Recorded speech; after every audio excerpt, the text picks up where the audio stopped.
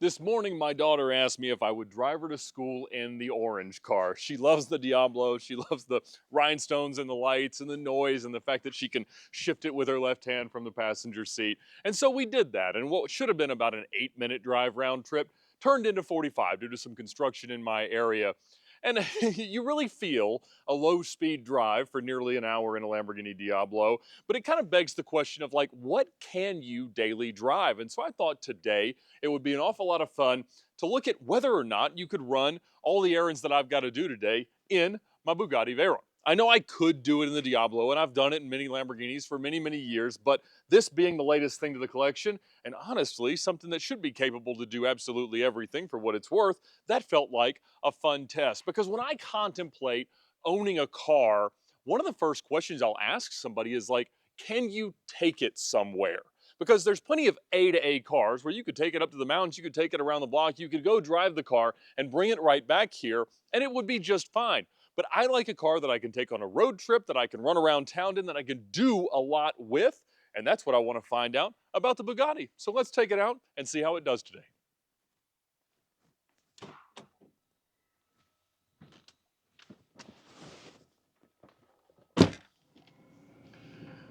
I've now owned my Bugatti Veyron Grand Sport for a little more than 3 months, and I've driven it a little more than 2,500 miles. And if you're wondering if the newness and the insanity of the fact that I can just hop in a Bugatti and just drive it wherever I want to has worn off, it has not. Every time I start this car, I get this giddy, this excited to just be able to drive it anywhere.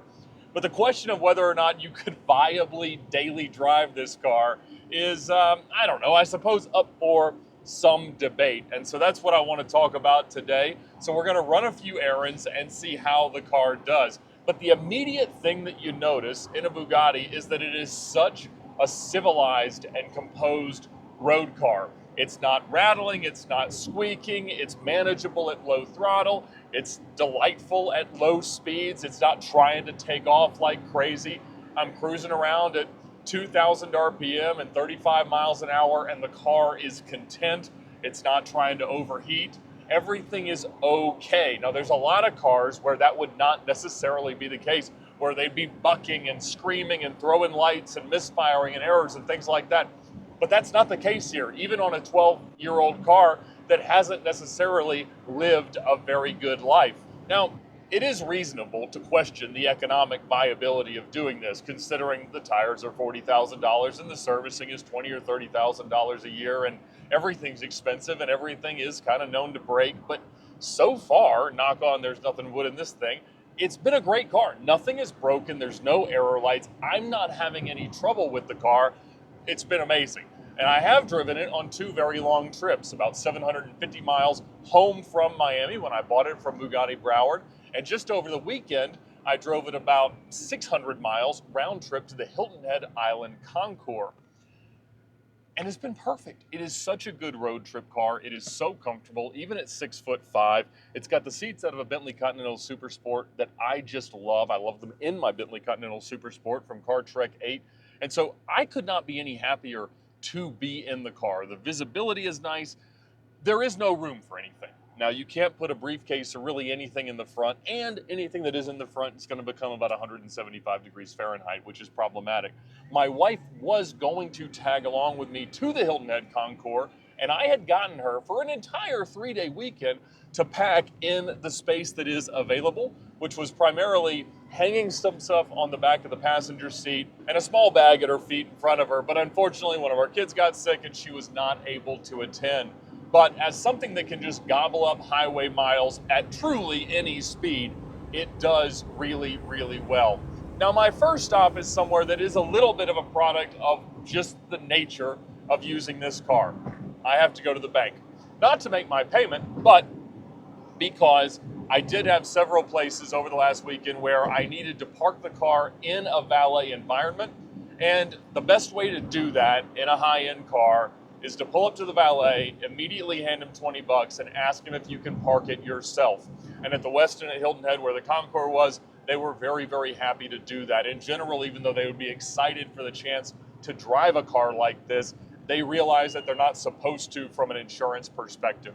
And so I just pulled it right into their lot, backed it in nicely, and left it parked like a normal car. And when you talk about daily driving an exotic car, that is one of my first primary pieces of advice, is just treat it like a normal car. If you don't occupy too much space in a parking lot or on a road or anything like that, if you abide by most people's expectations of vehicle operation, in general, everyone treats it quite nicely. If you park across multiple spaces or where you're not supposed to, that's where people very justifiably get upset. So I'm going to pull up to the bank, get some cash out of the ATM, and then we're off to the next stop.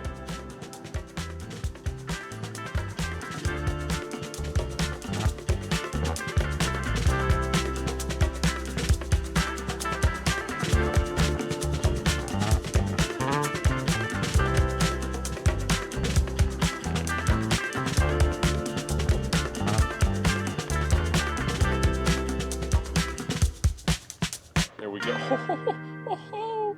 And found myself a free spicy chicken sandwich card. So next stop has got to be for a free lunch. All right, making our way through the marvel of engineering that is the Chick-fil-A drive-thru. Dear God, please bless this chicken and do not let my Bugatti overheat in the drive-thru. I wonder what's worth more, this complimentary spicy chicken sandwich or the tire consumption from circling this building 3 times to get to it. Oh, about 220 on the degreeses. Hey. Hi, may I have a name for your order? Ed. All right, how may I serve you? Just a chicken sandwich. Just a chicken sandwich, got you. Can you turn that around for me? Thank you. I'm just gonna scan it. And you're all set, sir. Thank you. Didn't get a you're welcome. Delivery zone. Thank you very much. All right. Getting some air through those radiators. Bleeding some heat off unnecessarily through the old ventilations. So yeah, it is a very hard car to get in and out of when parked. The door sills are very wide due to the tub design. You sit a little bit further forward, so your left foot is right against the wheel well, and so you have to get it out, which if it's size 14, that does not fit between the front of the seat in the furthest back position and the edge of the firewall, so you got to articulate, which is a challenge. And I am not what the yoga instructors would call flexible. So next we're going to go up and see Mr. Cameron at DC Motorworks. He's just about done with the final remaining punch list items on the Verde Draco LP640, and he and the team have been trying to remove a PAX tire from an older Bugatti Veyron rim that I had bought on eBay to see if we were able to find some used tires, if he would be able to dismount these and mount nicer tires that don't cost me $40,000.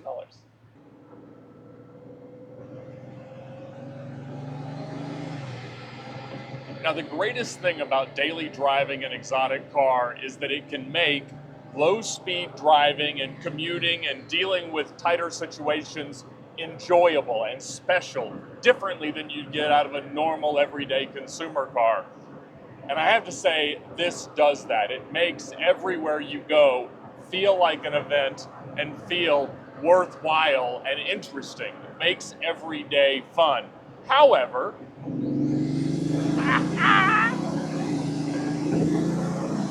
when you get the chance, it still does that. And that is awesome. Whee!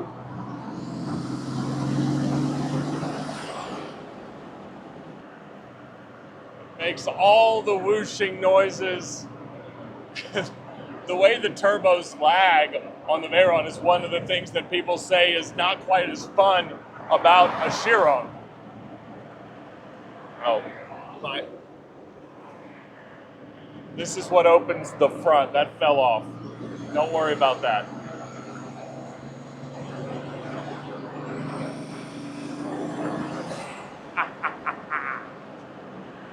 If the only thing that was different about your commute every day was that when there was no one in front of you, you could do this.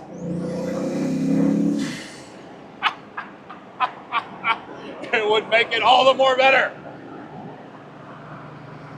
Now, a Veyron is a big, heavy automobile. That being said, it does handle remarkably well. The steering is heavy but very direct, unlike something that would be totally electronic. I mean, it's just nice to have that kind of feel. The ratio is nice. The gearbox, for an early DCT that is built to handle the kind of torque and power that this car has, honestly, it does really well. It does get abysmal fuel economy. When you drive like that, it gets like 5 or 6 miles a gallon. Average though, I'm about 11, which is a lot. 11's a lot of miles for a whole gallon of gasoline. Whee! Take that, dump truck. Whee! Whee! Now, one thing you do develop a consciousness of is that how much more fun that Miata's day was because he drove next to this car for a little while. And that's how I feel when I happen across somebody else who's actually out using and driving their super cool car. It's awesome when people are driving these things. And so it's not lost on me that that truck driver and everybody else around is having a little bit more fun today because they saw this car. He's happy. Goodness gracious. You're not paying what these cars cost just for that reason, but it is nice when everybody else kind of appreciates it. I was talking to Doug DeMuro about his Carrera GT, and the fact that everybody drives up to him and says, "Hey, is that the new Boxster?" does make it not quite as fun as it could be if it was like, "Oh, look at your 7-figure Porsche Carrera GT." He likes my Bugatti, but he doesn't like Tyler's. So we're gonna head over here and see Cameron Davis and the team at DC Motorworks. They've been knocking out a few last punch list items with the Verde Draco LP 640. It was frying fuses for the secondary air pump. There was a clearance issue because of the aftermarket paintwork was a little more thick on the rear spoiler, so whenever it would go up at like 65 miles an hour, it would throw an error on the dash. It would return back to the right height, but he was shaving that off, which he was very nervous about. I was excited to see. I told him the right combination of metallic Sharpies to cover up dots on Verde Draco paint. And yeah, he's also been trying to get the tire off of the spare wheel that I was able to buy off of eBay. It's an early Veyron wheel, to see if he would be able to mount and dismount these PAX tires. Last I heard, he had not had any success at that, but hey, it's a whole new day.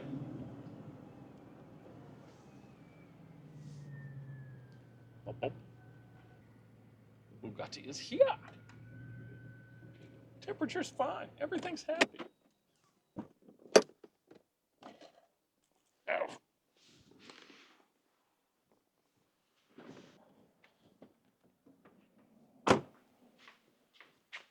It is still very much attached, this tire, to this rim.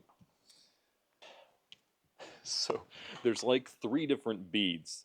The bead goes on the outside of the front, and then there's this giant sort of ridge that rests between 2 lips on the inside of the rim, and then there's the rear bead, which is actually comes out. And so you have to reverse mount the tires, which means you have to take it off this direction, but nobody has a good answer. We need more people that cannot afford things to own these cars so that we can band together and not die of tires exploding.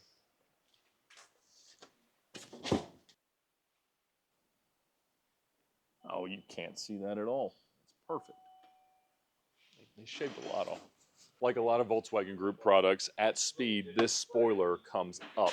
And the issue that we'd had before is that when they reassembled the car after painting it, they didn't actually attach the arms that lift it to the spoiler. So it was just kind of resting here and it would flop or whatever. I didn't notice that, but Cameron did when he put it back together the right way. And then we found that there was a clearance issue. So recently, they shaved off the edge because it had been rubbing right there, and they were able to recolor it with a combination of metallic Sharpies. And he says we're now in business. Of course he's busy, but everything seems under control here.